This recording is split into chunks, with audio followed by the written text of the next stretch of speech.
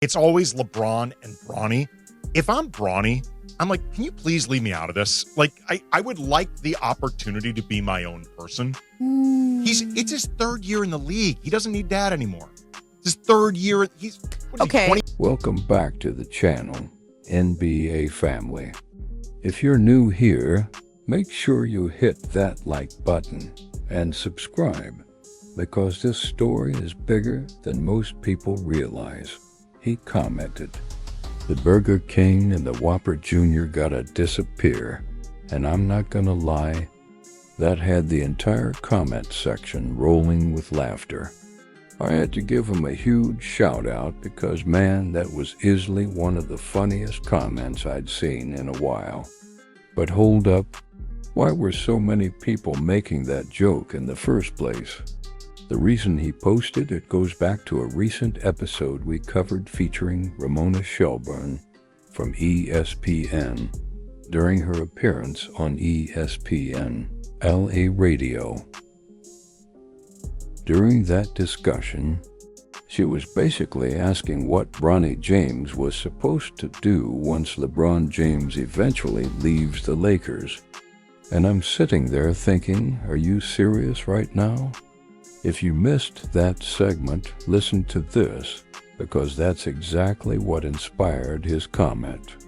You won't believe how far people were taking the conversation, acting like Bronny's entire NBA future depends on having LeBron by his side every step of the way. So before we go any further, check out this clip and hear these reactions for yourself. It's always LeBron and Bronny. If I'm Bronny, I'm like, can you please leave me out of this? Like, I would like the opportunity to be my own person. It's his third year in the league. He doesn't need dad anymore. His third year. He's okay. 21? Let's just say this, Andy. How long do you think he stays on the roster if LeBron's not on the roster? I have no idea. I mean, he played some minutes in the playoffs last year, so that doesn't happen unless you've earned your minutes. Sure. That's not like, oh, your dad's on the team, we're being nice. Right. This is you had to, they don't throw you in a playoff game. Right. If you haven't progressed enough. Agreed. So, but he's also a smaller guard. Oh, look. You know what I mean? Like, I get that, but it's at some point, if you're Bronny, if you want to turn this into an actual career, you need to prove yourself on your own merits. Yeah. And I think the longer you go attached to LeBron, the more you seem like a novelty act, or like truly you are only there because of LeBron. And like at some point, man, and he said himself, and by the way, these are not digs at Bronny. Yeah. My interactions with him, I've been really impressed. me too. I think he's a really grounded, hardworking kid. Yep. I think he wants the best things for himself. He's about the right stuff. But like at some point, you don't want to be seen just as a byproduct of your dad and nothing else. Yeah. Like if he's going to fall out of the league, it's going to happen anyway. Yeah, but the opportunity was created by his dad. Of course. There's no question. So like, I don't think he thinks that deeply about this. I think he's just kind of focused on himself and trying to get better. And I think that's why he's gotten to where he has. Sure. But look, the protection of his father being on the roster is still important. I don't think he's established enough to where he can really go out on his own. I would agree with that. But the point being, LeBron's only going to be playing so much longer anyway. Like this point is coming sooner. Yeah.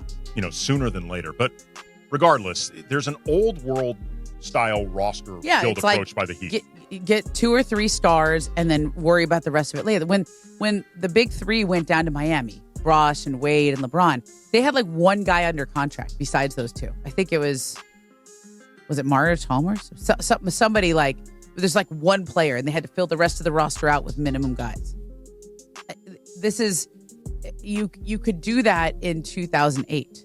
I don't know that you can do that in 2026. Like, the Lakers were not all healthy last year, so we can't necessarily judge that. But those 3 stars, were they enough to win? In the number 4, 5, 6, 7, 8, 9, those players mattered too. Right. And JJ and Rob talked about it during their exit interviews, that they've got to get better depth past, roster spots 8 through 15. Like those matter. Like it matters to have guys who can actually play. And, what the Heat did with the Heatles, it was 3 guys and they were all in their primes. Like, Giannis is on the back end of his prime with more injuries now. And Bam is a really good player, but I don't know if he's a put a team on his back type of player. Like, and that's not shade at Bam. He's really, really good. It's just the levels to doing this, they're really high and they're really hard. Yeah. And I think what's hard is it's just the rules. So that's where things stood. But listen to this. The jokes didn't stop there. A day later, I threw a post up on our channel's community tab just to see how people would react. The post read, "I'm sorry, but this is hilarious. Russell Westbrook is somewhere laughing right now." And man, the comment section absolutely exploded. The post picked up over 1,000 likes and around 665 comments, and people were having the time of their lives. One person wrote, "When you do dirt, you get dirt." Another commenter said, "Karma. Don't worry, Westbrook, I got your back." Then somebody else chimed in with, "This is what happens when playing past your prime backfires." Another user added, "He's been in the league way too long, and now he's out here looking crazy with nobody trying to sign him." Someone else kept it simple by saying, "But seriously, what were LeBron fans expecting? The man is 40 years old." Then another comment joked, "Stephen A. Smith really thinks 95% of the NBA would sign LeBron. Hold up, because the roasting just kept getting worse." Another person wrote, "LeBron flop is about to flop his way right out of the league." Then another commenter said, "LeBron's scared to retire. If you know, you know." Someone else replied, "But he still wants that farewell tour." Another fan wrote, "Karma has been waiting patiently for this moment." Then came another blunt response, "LeBron. Nobody wants him." And somehow the comments just kept coming without slowing down. One guy simply posted, "LeBron? No deal." I'm not gonna lie, that one had me laughing. The roasting never let up, and another commenter even said, "I'm laughing, and I'm not sorry." Man, the entire thread was comedy from start to finish. People were absolutely losing it. And honestly, you could feel the energy through the screen. You know why I find it so funny? Because in my opinion, LeBron's loudest supporters brought a lot of this on themselves. I'm not feeling any sympathy or pity for those fans whatsoever. And the reason is simple. They've spent years talking down to everybody else. They've talked endless trash, and in my view, they've built a reputation as one of the most arrogant fan bases out there. That's the first reason.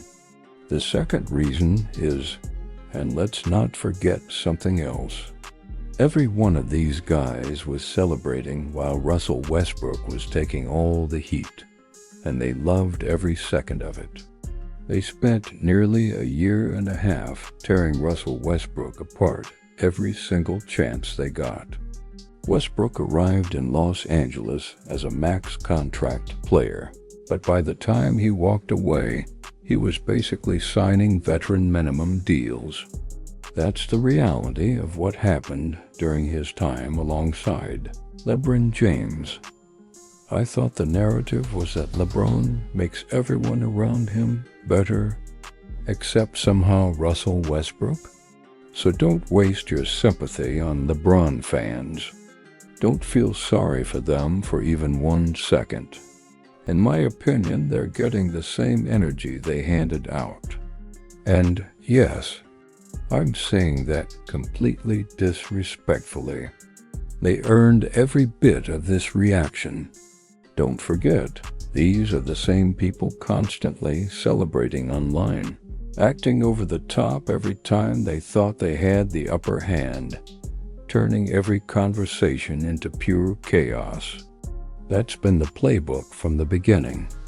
They get loud, they get emotional, and they flood the internet the moment they think they've won. But hold up, it doesn't feel so funny now that the tables have turned, does it? Now everyone's upset because the criticism is aimed at King James instead. Listen, I'm not saying LeBron shouldn't get another contract, because a player of his caliber absolutely deserves to be in the league. Even I can admit that much. You still have to give respect where it's earned.